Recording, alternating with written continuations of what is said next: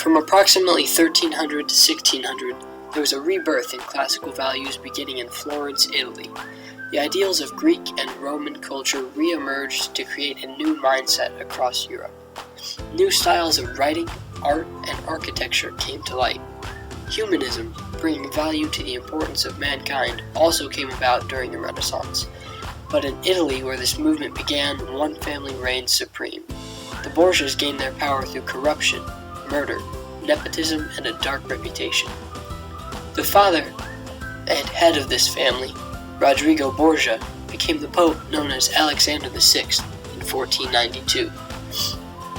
Although popes and church officials were supposed to remain celibate, Pope Alexander VI had 12 bastard children, the two most famous or infamous of whom were Cesare and Lucrezia Borgia. One fact about Lucrezia Borgia, often overlooked by history, is that she was very well educated. She was fluent in Greek, Latin, Italian, and French, and she was tutored by many private tutors over the years. Cesare Borgia was the ruthless commander of the papal armies, as well as the muse for Machiavelli's The Prince. Cesare, ironically, is also the inspiration for the modern-day depictions of Jesus.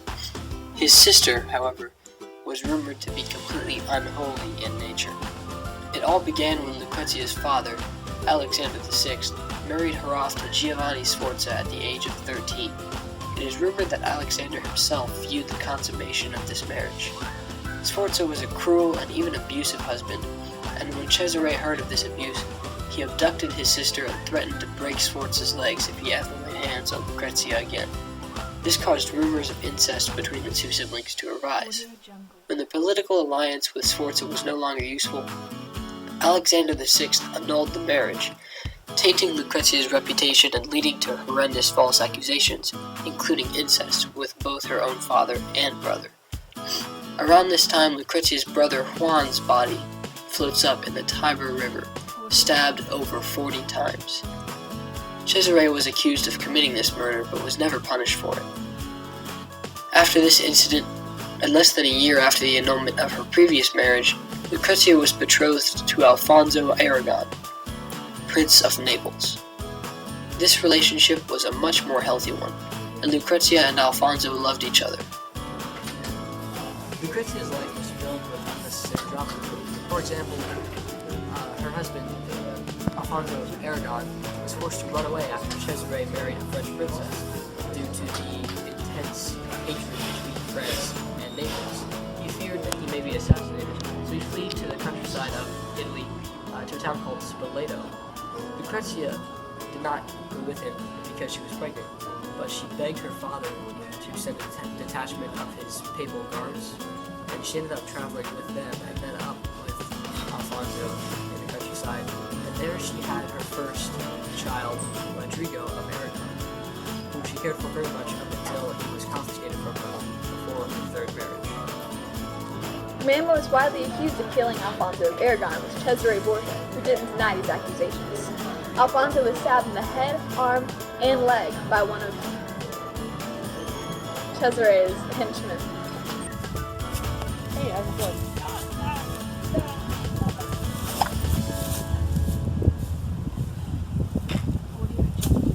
He was expected to die during the night, but made a miraculous recovery.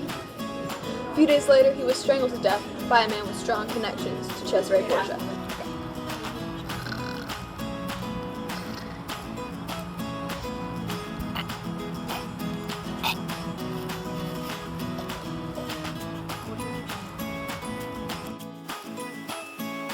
Lucrezia is devastated at the loss of her lover, but remained in denial about the guilt of her brother.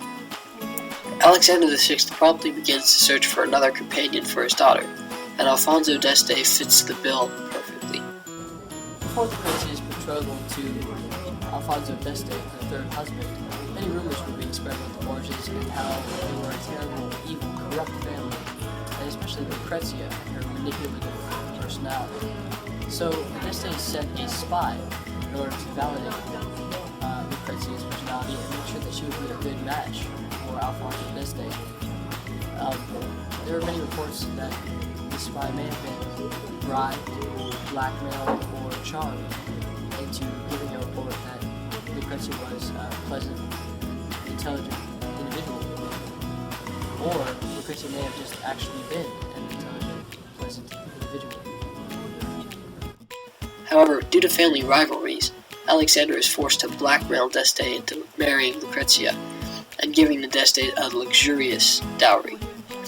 This results in a loveless marriage in which she must give up her only son, Rodrigo. Lucrezia, have to give up Rodrigo. No, father.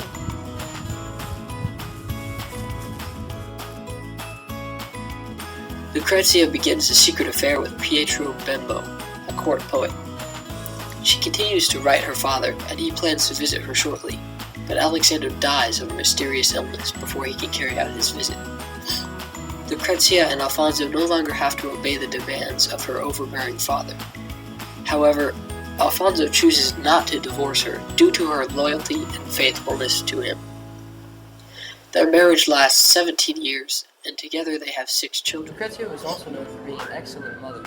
She took a very active role in her children's education, up until the point where Rodrigo, the son of her second husband, was confiscated from her, and many of her children with her third husband passed away at an early age.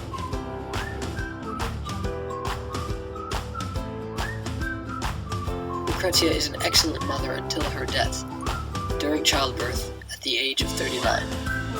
Alfonso collapses at her funeral, saying that she was a dear and sweet companion. It's been rumored that Lucrezia Borgia wore a poisoned ring that she used to kill anybody she deemed fit to die, whether that be ex-lovers or court friends.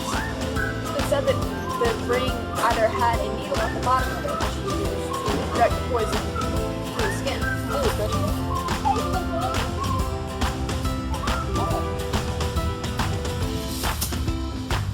Or that it had a capsule at the top that she used to pour poison into drinks. Here, I brought that a drink. Thanks, Lucrezia. You're welcome.